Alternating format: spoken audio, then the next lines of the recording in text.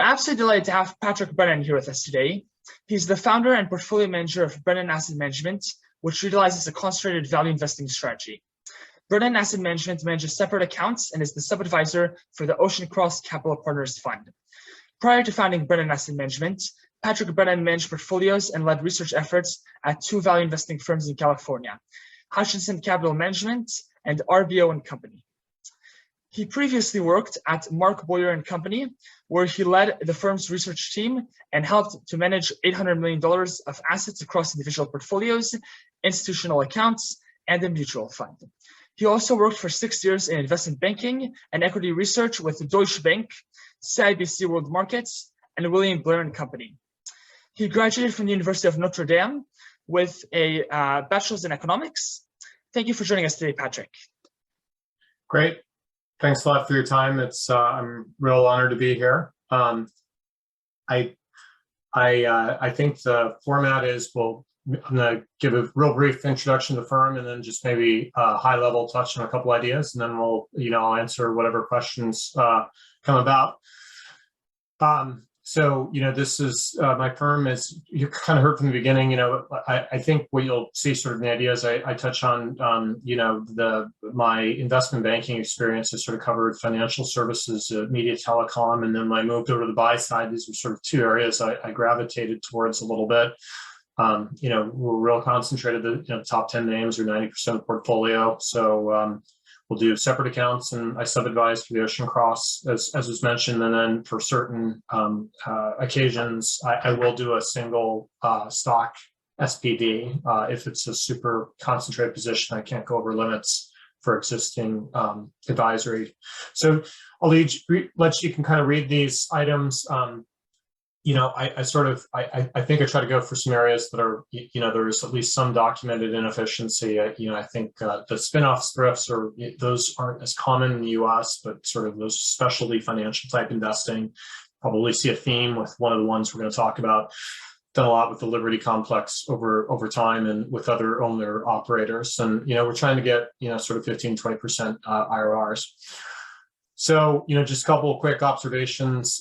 These are, sort of in my area of kind of a value area. This has been, a tougher place to slog, admittedly, for the last several years. And I think, all of you are probably pretty familiar with, something like this. You got the lines that are on the top are sort of, tech names that I wish I would have owned, but I did not. And the bottom names, you sort of say cheap gets cheaper. And I think this is a pretty pronounced trend that, we'll see. It might be on the verge of changing here, but time will tell. And, you're really seeing a lot of, this, again, the line's probably a little tougher to read, but essentially it's just, showing, the US, has outperformed a lot, and it's trading at, considerable multiple premiums to elsewhere around the world. Now, some of that might be deserved in certain cases, but it's just a question of picking your spots in areas that you're comfortable with, that maybe that discount is not fully warranted. In particular, Latin America, which we'll touch on two names, has just, been really beaten down. And, for a variety of reasons. The currency has been weak, broadly speaking. They were hit, the commodity bust that happened post 08, 09, hurt several countries. Then COVID hit the area particularly hard. So, those were kind of, some obvious, headwinds to the area. But I'll let you sort of decide on a couple names. It just is, what is reflected in the valuation, and could the slightest bit of good news, maybe produce some better returns over time. So I'm going to briefly touch on just two cable names. But I think I always, start from just like the super high 10,000 foot type view. I think it's a pretty good business. And sort of, if you had to sum up the entire business, it's just sort of like, you have a big pipe that goes into the living room, and you figure out how to, sell more products through the pipe. And that's been a pretty good business model for a long period of time. I'd sort of say one of the secular trends that's really played on it is that, you're probably going to use more data 1 year from now, 2 years from now, 10 years from now. And I think that's part of the, the cable thesis. Some of you might be familiar with the idea of Nielsen's law, which is the, high-end internet access person, their connection speeds have sort of increased at a 50% CAGR over time. So not quite Moore's law for level of scientific accuracy, but it's pretty. It's been a trend that's been very noticeable. And as we're going to talk on in LATAM, and generally, if you have more money, you spend more money on broadband as well. So as income levels rise over time, broadband penetrations generally follow this. And I just highlighted one area, sort of the whole debate about what do you really need a gig for right now? It's debatable, but I think I'm forever biased by, when I did investment banking right out of college, and I was actually working on a project to put pipe in the Mediterranean. And the story I tell is that there was a well-known private equity firm who passed on the deal that we were working on at that time with sort of the explanation was there is no chance anyone is going to need 5 megabits per second of download capacity. And so that still resonates when I think about what are we going to do with a gig? Generally, if you build it, it will come. And so if you're a cable investor, you're probably cheering for the metaverse success more than just about everybody outside of Facebook, because that would drive a tremendous amount, hopefully, of broadband demand over time. And then there's, just, touch on briefly at the bottom, generally, the maintenance CapEx often doesn't match depreciation levels. And so, you look at Comcast for many years, the whole company was probably reporting losses, even though they're adding economic value. Some of the Liberty entities add a little complexity. And generally, there's leverage involved, namely because this is a repeatable business, you have consistent cash flows. And so just the levered nature of a public company, you're going to suffer from, ups and downs, generally speaking. So I'm going to touch on one area here. This is your kind of obligatory confusing Liberty, org chart. And it's just sort of, some people look at this and sort of say pass, others sort of say, okay, well, maybe there's something that's overlooked. I circled Lilac, which was one name. Liberty Latin America, it was spun. This was essentially, they had two assets, one in Chile and Puerto Rico. It was owned by Liberty Global. They spun it out. It became its own standalone asset-backed company. Normally, the kind of playbook on these is they start as a tracking stock. And the idea is that maybe one part has, you want to highlight value, but you're not ready to split it off. And then ultimately, it usually becomes its own, standalone company. So Lilac's had a tough go of it since it spun off, and it was, they started with a bang. They did a big deal for Cable and Wireless, it's a Caribbean broadband company. They paid too much for it, and the early execution on integrating operations went poorly. So kind of important to note that the existing management team was not involved in the acquisition at all. The acquisition was done by the Liberty Global team. So I think that's important. There was, one of their main properties was whacked by Hurricane Maria. And so the sort of the evolution that was interesting on Lilac, to just give some idea, this stock spun out in the 40s. Most of the sell side had price targets in the 70s. The stock blew up post Cable and Wireless and sort of, went down to sort of, $17 to $20. And that's when I started buying. And we had, a couple events. We, had Hurricane Maria that whacked Puerto Rico. LATAM was hit hard by COVID, as I mentioned. And so the stock, currently went all the way down to $9 to $10. And, I purchased this, and we've had weakness in Chile. So, it's just, you sort of say it usually takes a long time to get through all the operations, but, just on the basic level, I think that there's a lot of value that's been created beneath, sort of the surface, and it takes a while to integrate all of these acquisitions. And so the near-term results have been a little bit of a challenge for sure. But I think sort of as we get into 2023 and the synergy targets, come through, especially for a big deal that they did buying the AT&T wireless assets in Puerto Rico, I think the free cash flow will be a lot more visible. I just wanted to quickly highlight, these are all the smaller deals that they've done. The Puerto Rico one was the one I mentioned. And it just, when you announce an acquisition, usually, it can take up to a year to close it. You have another year of sort of integrating operations, and, you're often having dis-synergies before you have synergies to begin with. And, so really you're a couple years post the deal before it actually, you start seeing the material benefit. But, Puerto Rico, it's an enormous amount of synergies. It's probably 70 to 80 million of synergies alone from this acquisition that have yet to show up. And so, some of the weakness that you'll see initially in results, it's they're including in sort of GAAP, EBITDA results, all the integration savings. But you can sort of see these are low multiples that they paid. These are, some of these deals were smaller, some of them added, quite a bit of cash flow. I can kind of go into more of the details later, but, the bottom line is that you just have a bombed out stock. I mean, it's sort of, I mentioned you started at 40, you go to 9, you're 2 billion market cap. In a couple of years, you should be earning 400 to 500 million, and, you're going to be probably in a position to aggressively repurchase quite a bit of stock. So they're buying some stock now. Once the synergies become more apparent, I think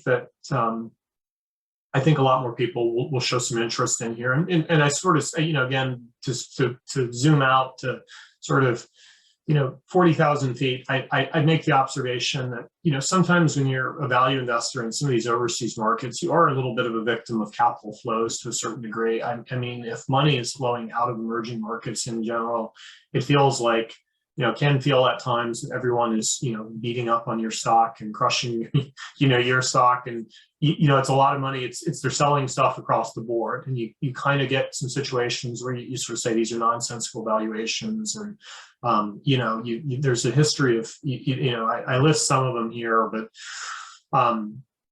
if you just took you can play with valuations all you want, but like they own one of the best asset they acquired from CWC was this subsea cable asset that, connect, sort of data traffic throughout all of the Caribbean for large parts of Central America, and then, flows through, a subsea network, essentially monopoly on data traffic, then connects up to the United States. And those type of assets have been gobbled up by 15 times, by infrastructure funds. And, Puerto Rico looks a lot like a US cable market. And so between just Puerto Rico and, your subsea assets, you're probably getting most of everything else for free.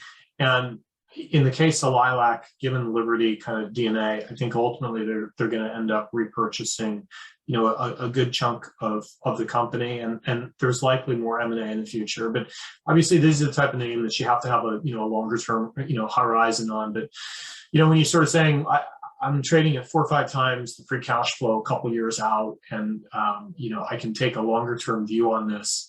It just seems in most cases, even though some of the mark to markets shorter term could be painful, the risk, the up down in the stock looks pretty compelling to you, and it's not. You don't have to make Herculean assumptions to sort of get to a $20 to $30 plus stock from a $9 or $10 base here.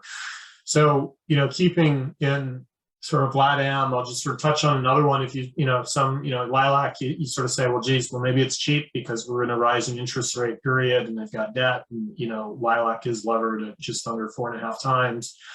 Point out the interest rate is fixed and, the duration is longer, scope, but like, Mega Cabla is another name, this is Mexico specific as opposed to spread out, in, various jurisdictions. It's an owner-operated business. It's a family-controlled operation. It's second largest cable company in Mexico, and as I'll show in a second, has clear history of producing, I think, some really strong growth results. So I don't know how visible this is, but these are just the actual numbers from 13 to 21, and you sort of see, generally speaking, double-digit. Close to double-digit revenue growth and double-digit EBITDA growth.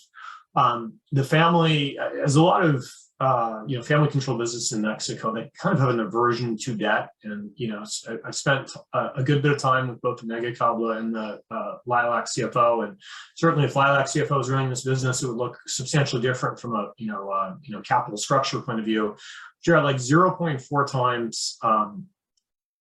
Leverage right now, which is highly inefficient, but it sort of is what it is. But they have a fabulous organic growth story on just the underpenetration of existing cable properties in general, or broadband in general. I probably should have pointed out in a lot of lilac markets, cable penetration might be in the 40% region, depending on market. In Mexico could be, 55 to 65%, depending on what area you want to talk about, versus, something closer to 85% in the United States. And so sort of think about growth over time, you're really talking about an increase in broadband households in general. If you're expanding your household base within that sort of broadband penetration level in general, it's another lever of growth. And then you might be increasing your broadband penetration within that level of growth. So really kind of a triple play of growth, if you will. And I think that over time, it's going to allow kind of more white space growth than what you'll see in the U.S. So they have their 80-20 between the residential broadband business and the corporate business. The corporate business is, it suffered a bit in COVID, but it's probably 15% CAGR business, and the Mega grew right through the COVID challenges, increasing EBITDA by 8% in 2020. Now they have an aggressive fiber build project that one of the interesting things in Mexico is that the labor costs are significantly lower than in the United States. And sort of one of the debates that happens, and we might get into this for those familiar with it in the Q&A, is over a fiber to the home strategy versus traditional cables is a HFC, a hybrid coaxial cable network, and so some sort of believe that fiber upgrades are necessary. A lot of the cable companies would sort of say, through the continuing evolution of the network, continuing to, node splitting that exists, you'll be able to upgrade the existing capacity in cable to compete and deliver, higher speeds. Mega made the decision that not only did they started with putting fiber to the home in 50% of their footprint, and then they decided that they're going to double the actual number of homes they're going to pass, with a fiber build. And I'm not going to get into all the assumptions here. Generally, I would just sort of say when you run IRR analysis on cable, your sort of big assumptions are what is the cost per home that you're actually going to, what it's going to cost you to roll fiber to each of the individual homes? What is the penetration level that you're going to get? And what is the sort of monthly churn for customers? And so here is sort of taking a best guess on where it is that, on an unlevered basis, I can get into the 20%, mid 20% returns for Mega to close to double its footprint. A little controversial, and part of this is that Mega, when you're building fiber overseas, a lot of it is aerial cable, and that's the reason why some of these build costs are substantially cheaper. This construction cost that Mega is talking about is far cheaper than even other emerging markets. $20 cost per home, 25% penetration level. Generally you'd see costs 4 to 5 times this level. Mega has a unique contract. They have a very low labor cost, and they've pre-ordered a lot of the inventory that they need, the fiber that they need in order to roll this out. So, I may note down here that, most 70%, 80% Mega customers pay in cash. It's just incredible because Mega has, close to 50% EBITDA margins, which are among the highest anywhere in the world. So, there's skepticism around these numbers, but ballpark, this is sort of what it looks like, and you can get an incremental 11 billion. These are all peso numbers over time versus the 12 billion peso number that we have, that was reported in 2021 EBITDA. But this can all be self-funded. It's a very unique situation. It's an unlevered cable company. It's trading at about approximately 4 times forward EBITDA. It's almost incomprehensible. And so, if they double their EBITDA, we're close to 2 times 2026. You've got fiber in the ground, your maintenance CapEx probably lower over time. And so the trade-off is, you're going to sacrifice free cash flow. It's all going to be plowed into this project. But, if you have a project in mass that you can achieve, sort of their goal is sort of 15% unlevered IRRs on 25% penetration. I think the real numbers probably are, above 20% and maybe closer to 30% penetration. I'd say this is pretty compelling, but again, it's the name. You kind of look at it and say, like, if I'm wrong on a lot, just given I don't have leverage, it's trading at, beyond a bombed out, valuation. Easily somebody could come in and, purchase this and, lever it up, and there'd be significant value you can extract. It just seems the risk reward seems pretty compelling to me. I just quickly highlight some risks, and there, if you're investing in Latin America, my wife's from Brazil. I go down to Brazil once a year. I apply sort of lessons, for my travels to Brazil. It's like there's always something, and if you combine this to multiple countries, usually one currency is weak, or one country is experiencing an economic problem, and so that's a challenge. And for mega, the risk you sort of have is there's a lot of investors who are fearful of AMLO, who's the president of Mexico, and thinks there's been unfriendly policies, and that's it's certainly worth highlighting. I'd sort of still say that, the other two, the big ones always with cable, the two ones are, regulation change, and then a new technology. And, there's always something we've gone through, there's all sorts of killer technologies that we're going to hit this, space, and, a lot of, from, original satellite video to, then, you had various variations of, overbuild in multiple markets, and in the US you had regulatory changes, and it's sort of been able to climb a wall of worry for some time, but it's still there. And then obviously we saw, I would not have, worldwide pandemic would not have made the list of something I would have been worried about before it actually happened. So certainly something like that can happen. And as I mentioned before, emerging markets, or it's a volatile area, money can move in and out. So I'd sort of say, hopefully, that's helpful for, just sort of high level how I'm thinking about a couple of cable names. Switching gears, so moving from Latin America to Ireland, I undercover, just broadly the financials there. For those less familiar with sort of Ireland, just the setup, real quick. Think about it as they had quite a housing. It was like their housing boom and bust was like the U.S. on steroids. It was sort of during the Celtic Tiger years, housing prices rose a lot between the late 90s and sort of 2005 and 6, and then they just went parabolic.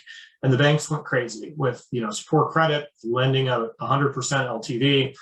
And then, the music stopped, and essentially Ireland had to nationalize the entire banking industry. And they had to guarantee all the liabilities across the entire banking sector.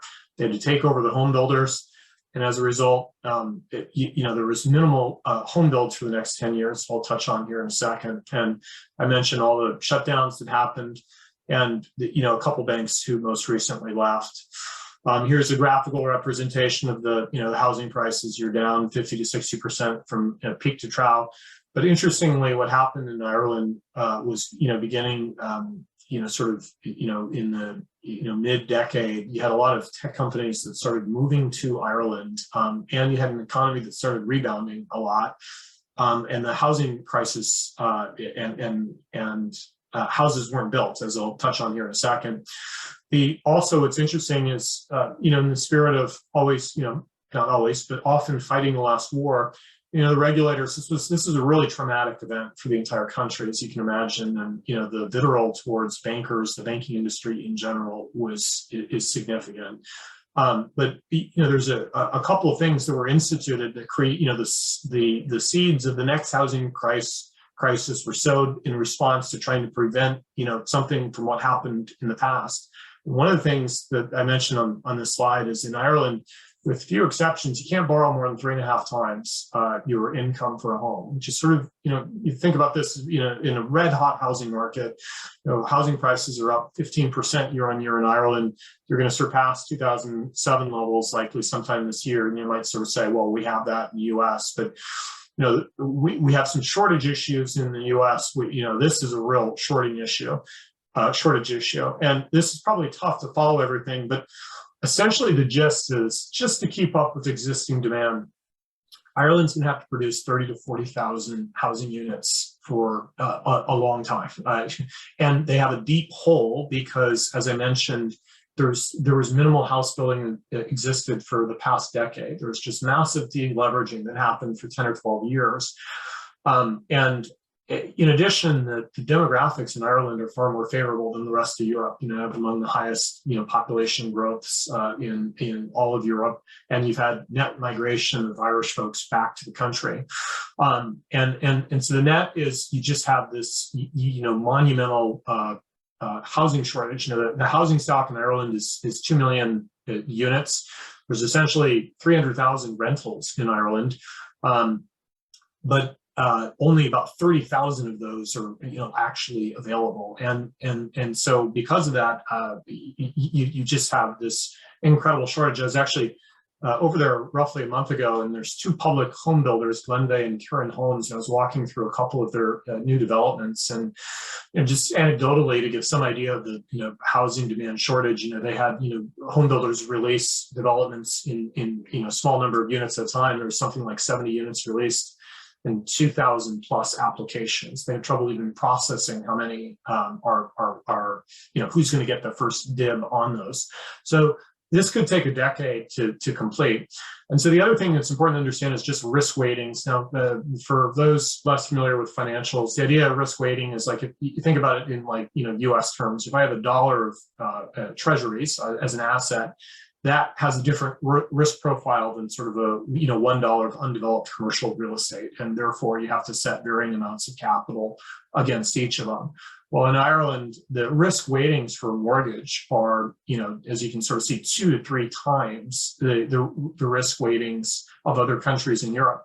And again, this is the context of we have just a historic supply-demand imbalance. Housing prices are on fire, yet you have to keep more capital, multiples of more capital than the rest of Ireland. And this is what caused 2 of the banks to throw in the towel in Ireland, KBC from Belgium, and then Ulster, which is a subsidiary of NatWest Bank, also decided that they're going to turn in the keys on their banking license. So essentially, we've got this enormous housing shortage. We put in rules after the financial crisis to prevent it from happening again. And now we have an enormous, a different type of housing crisis now. But in Ireland, the number 1, 2, and 3 political issues are housing. And, I think, the number of public banks is going from 5 to 3. So it's just, that setup makes, I think, it pretty interesting. So these are the 3 public banks. I think they're all buys. They trade anywhere from, in the case of the larger 2, which are AIB and Bank of Ireland, anywhere from 4 to 6 times earnings, 40 to 70% of tangible book value. But they have, a fantastic trajectory. I think the most exciting opportunity, and the one that I am involved in most heavily, is Permanent TSB, which is sort of a throwaway bank in some ways that now has a chance to become a legitimate challenger bank because it's acquiring the residential portfolio of Ulster Bank. And it's also, as you can sort of see just from that green dot, that it's the green circle. It is a pure play in Ireland versus you have other exposures with the larger 2 banks.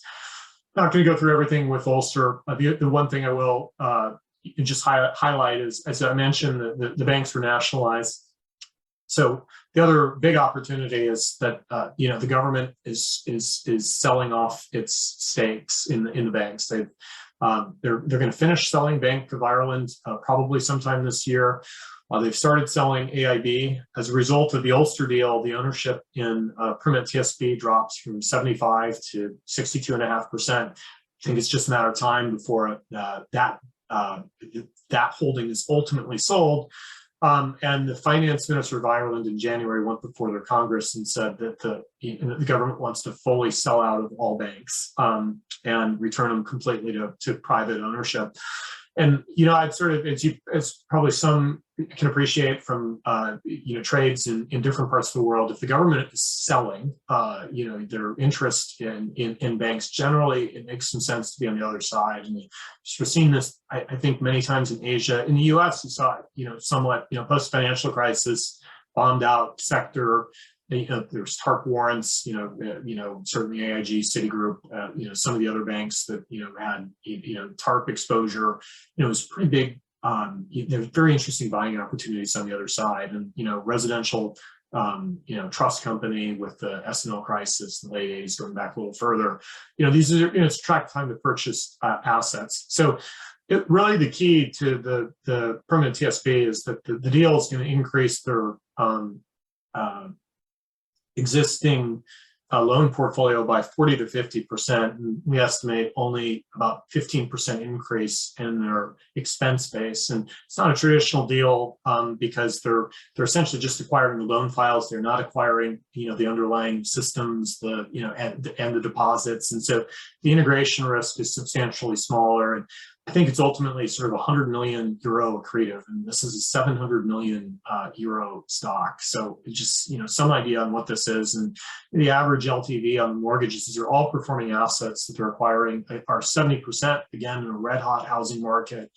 And they're buying it at a discount. So they're buying it at 98% of face value. And so they're going to take close to $300 million gain on the acquisition. So, a subscale bank gets a deal that increases their scale. I think the underlying mortgage market in Ireland probably moves from 10.5 billion euro mortgage loans to something at least 15 billion plus over time. You go from 5 to 3 banks, perhaps pick up a little bit of market share.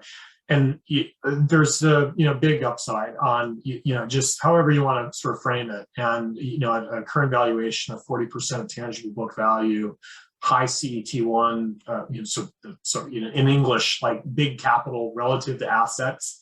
And again, we sort of say the big capital, taking into account that the risk weightings in Ireland are substantially higher, that we think your downside is pretty well protected. Now, in an illiquid stock, it can trade wherever for a period of time. But in terms of a fundamental, like I can sleep at night for multiple years, I think this is an attractive place to be. And I have other slides. I'm just not going to get into them for the sake of time. But I think you'd also find, in Ireland in general, how I ultimately got into this originally was I owned Kennedy Wilson, which is it's an LA, based real estate company. They helped recapitalize the Bank of Ireland, actually, and they bought their commercial loan portfolio. And, they talked about Ireland as a place they want to be for a multi-decade period. You have trouble finding a developed market that posted better economic stats, pre-COVID, during COVID and now post-COVID. And, obviously, if you're buying into a financial in the middle of a land war in Europe, there's always some risk. But Ireland's about as insulated from this as you can get. And, GDP numbers in Ireland are skewed by all the, the tech companies that exist there that increase their exports. But, GDP is something like a 14% growth last year. It's probably 6-ish% growth this year. Maybe that goes to 4 to 5%. But the underlying domestic demand recovered very strong. And you've got a housing crisis, but you've got a growing population demographic group. I think that's a lot different than the rest of Europe. You have a good education system in Ireland, turning out a large number of engineers. And Kennedy Wilson likes to point out is that, and this will be the last comment, and I'll stop, is that a lot of the tech companies may have come to Ireland initially because of the lower tax rate, but it's sort of, it'd be a stretch to call it a mini Silicon Valley, but tech companies kind of like to be near each other. And even the JP Morgan has a big presence in Ireland as well, and it's mostly their tech employees, and there's some benefit being close to others in the area. And if you have a good number of sort of startup venture scene there as well, I think that what they have developed in the last several years has been something more unique than just a lower tax rate. And obviously you have a big pharmaceutical presence in Ireland as well. So anyway, those are sort of a couple areas where I'm finding value in sort of the international scope. And so why don't I just stop there and see if there's any questions. I'm happy to answer any. Yeah, absolutely. Thank you so much for the presentation and for the comments. We find them very insightful. And excellent. So maybe speak a little bit about how you initially became interested in investing and specifically in value investing. Yeah.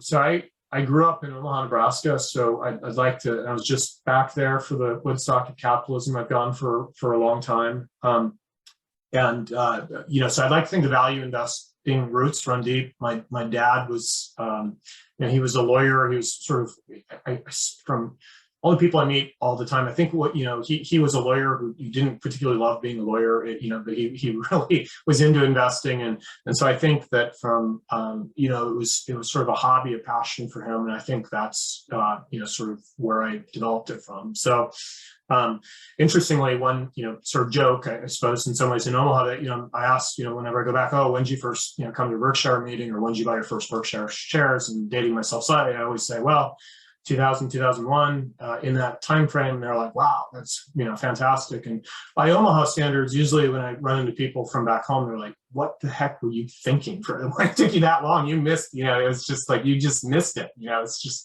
like the investment. And, fair enough. And so it's true. But that's how I originally got into it.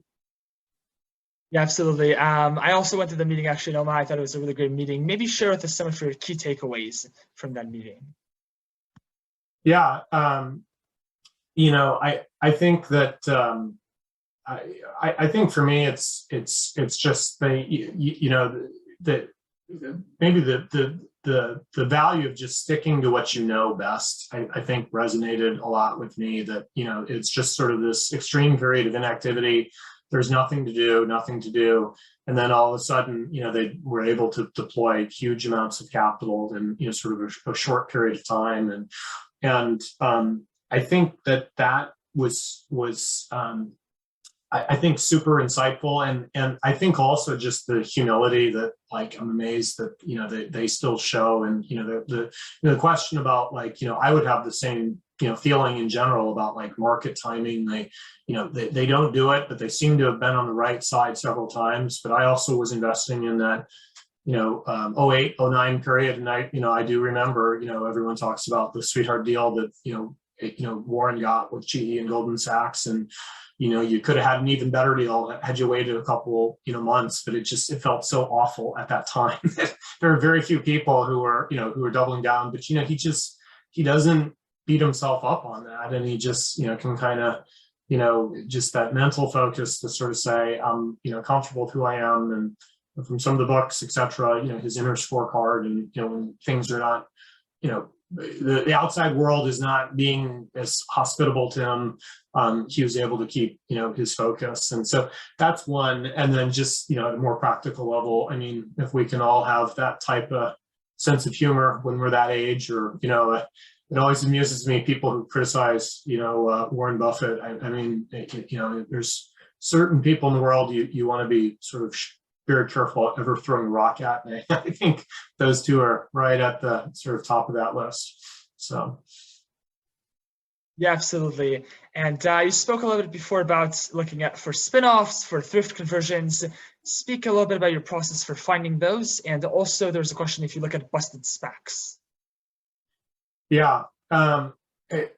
I think there's it's just mathematically, there's only a certain number of mutual banks left in the United States. And sort of the old strategy, predated my time, would be, people used to go around to mutual banks and they'd open up, deposit accounts, and that way they were assured of, some shares. And, you price the thing at 10 initially, and usually it was priced at a big discount. And, it's been written up several times that, Michael Price, Peter Lynch talked about this a lot, Seth Klarman as well. So the situation I talked about feels like, because really what happens in a thrift is, what you have to evaluate is it's sort of like you have a super overcapitalized bank, and usually you have to wait a year or so before they can start buying in stock, and 3 years before they start selling themselves. And they look weird. They're the typical bank is sort of 1% return on assets levered at 10 times. And there was your sort of 10% ROE. These guys were coming at, equity to assets anywhere from, 17 to 25%. And so Ireland kind of looked like that to me, but what was unique to Ireland right now is I have a surefire way of deploying that capital into what I view as very, attractive areas. And so thrifts that came into a particular part of the United States where you thought there was going to be good loan growth, obviously that was attractive. But so here it's in particular, I think it's just having that excess capital, a place to put it. I think that's more the big takeaway. in a world of sort of low interest rates environment, and I did not mention that, sort of it's just, according to the current curve, rates are going to increase, and obviously that'd be an enormous benefit. I'm not totally counting on that, but in terms of, you can find what mutuals are left. Some of them are at various steps. They can do a second step, but I haven't seen quite as much value in general on those. And so the second question on SPACs, I haven't participated as much in that space. I understand, the optionality of, like, hey, I get my money back, and if they find something interesting. Liberty has one right now. It's priced very, it certainly meets the criteria of heads. I could win big. Tails. Like if I'm trading right around 10, I'm not going to lose much. I just, I look at some of the other, entities that they own, and even, Liberty Sirius trading at a 40% discount, so I think it's a pretty good business. And they're actively buying in stock. To me, that I like that setup maybe a little bit better than, sort of the, the mystery, stock right now, but certainly there's fewer of them. Maybe there's a chance they can, find something good to do with it. Yeah, absolutely. And maybe discuss two of your past investments as case studies, one that was successful and one that was non-successful, and your thesis for each and what you learned in both cases. Yeah.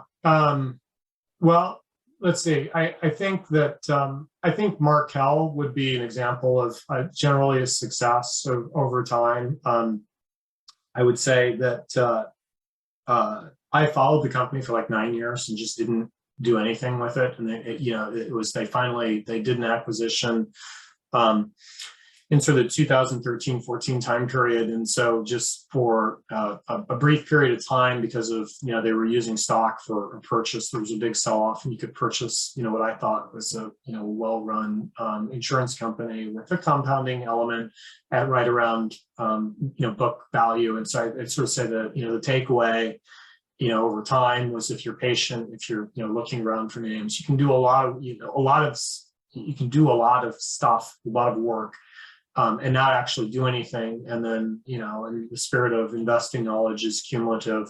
It can pay off down the road, and you can just sort of become aware of something and, being able to, take advantage. So I'd sort of say that was the, one of the investing areas that I thought was probably, one that comes to mind that, was executed well.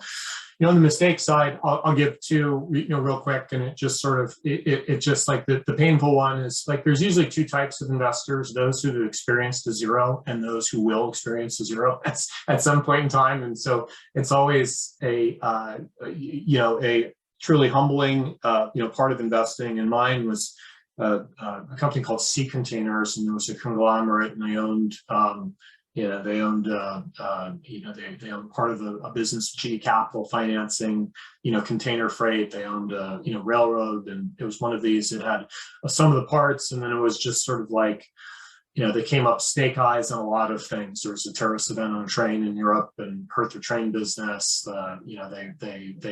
They were slow spinning off, hotel operations.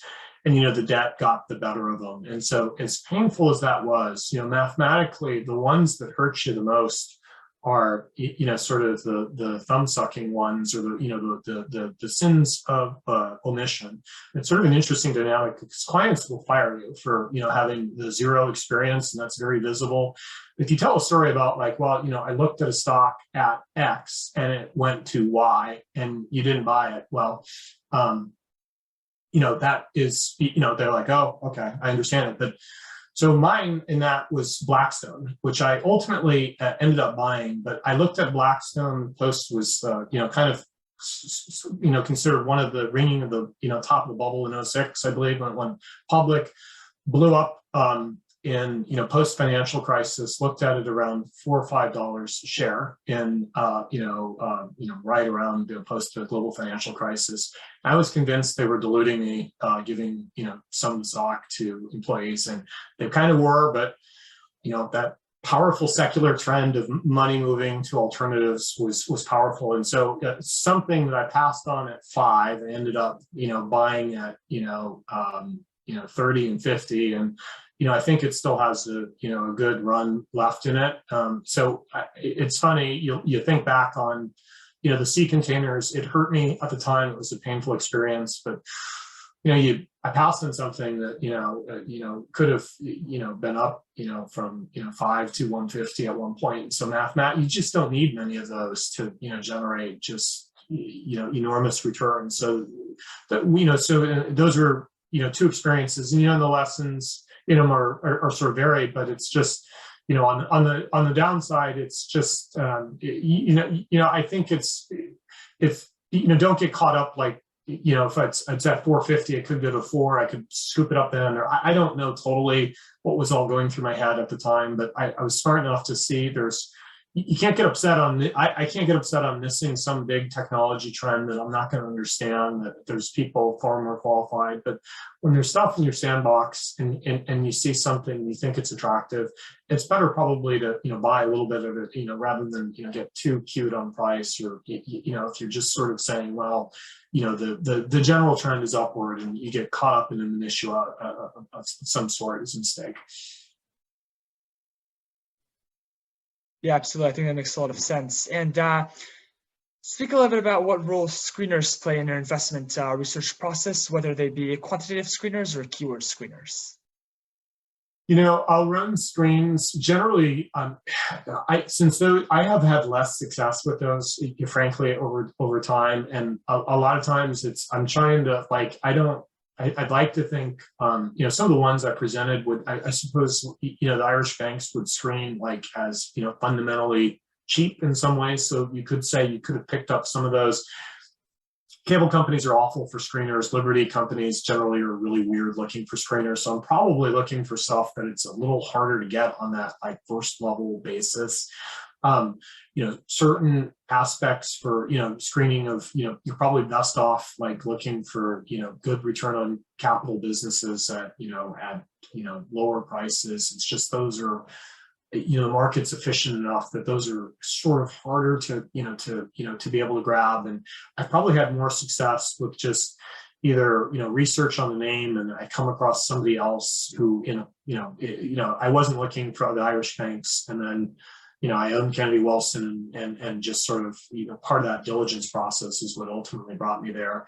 I think between that and then just developing a, good investment network of people you speak to, read a lot, who just kind of give you a steer of hey, I own XYZ, it's interesting, or have you ever looked at that? And so that's something anybody can sort of cultivate over time with just, reading a lot, trying to, make investment contacts. And I'm not saying don't screen at all, because certainly that can produce something interesting, but I think you might get more bang for your buck somewhere else. And speak a little bit about how you analyze management, please.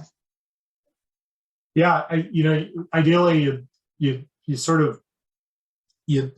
love to see them own stock, to have skin in the game. You want to see how they are at operating business, and how they are about, I suppose, the capital allocation role as well, and sort of, forming a judgment on, a couple of those aspects, and then just how they behave in general. And, do they, is their style sort of over promise, under deliver, ideally the reverse of that, under promise, over deliver. How are they communicating with, with employees? How are they, communicating, with investors in general? Are they, do you get a sense that they're focused on a longer term basis and building value? What metrics, or do they sort of look at to sort of how they are going to, how they think they're creating value over time, and how does their, historical track record, stack up against those? And I think those are the things that you'd sort of expect, but it's a pretty subjective sort of situation. And I'd sort of say, from reading a lot of proxies too, and it kind of gets into how they're compensated, is I think what you will find is you'll find a lot of average proxies, and you have a couple of exceptional ones. Markel used to have one of the absolute best. It's still good, but it's gotten a little watered down in my opinion. They used to only get paid if they sort of had a 5-year double-digit CAGR on book value. But I still think what they do is sort of reasonable, and it's just sort of are they? I'd like them to own stock. I'd like them to have a coherent way of sort of thinking about what metrics are going to create value, and I'll evaluate how they achieve against those. Yeah, absolutely. And for a concluding question, what events have you found most influential in your investing career? I think for me, it's probably the 08-09, just from the shock of that was pretty substantial, and to sort of see the leverage built up in the system. And at the firm I was at the time, we knew housing prices were elevated, but it was that second level of connecting that with sort of the exposure on the individual banks was sort of the key. But it was really an interesting event, and sort of just thinking about especially if somebody who covers financials, about sort of the quality of capital that a bank has is something that I think was a very important event. Certainly COVID was a unique experience for all of us, and so that was we hadn't really no one had invested exactly in that time, and you sort of learning as you go, and certainly for me, some of the the risks you have on the international side that you wouldn't have thought of came home a bit more. But I think if you're going to invest in names with leverage, I think it's real important to have confidence in the people who have dealt with capital structures like that, and are sensible about not taking FX risk, try to hedge out floating versus fixed rate, extend duration. And so I think that was sort of another lesson that was pretty informative. And I think also just in general, what I sort of throw out is that you just have seen these periods where it's amazing to think about. There was a time leading up to the global financial crisis where people thought that the dollar would never rise again, and that the only place you wanted to be was sort of an emerging market currencies, and the BRICS, et cetera. And I hear many of the same arguments in reverse here. So why would you ever want to diversify outside of the United States? It's done so well, and it's interesting to sort of see just sort of the mirror opposite of the arguments, and it's just the power, I suppose, of a trend that still might be a medium-term trend, but just it can happen, and you have lasting effect that this is going to last for infinity.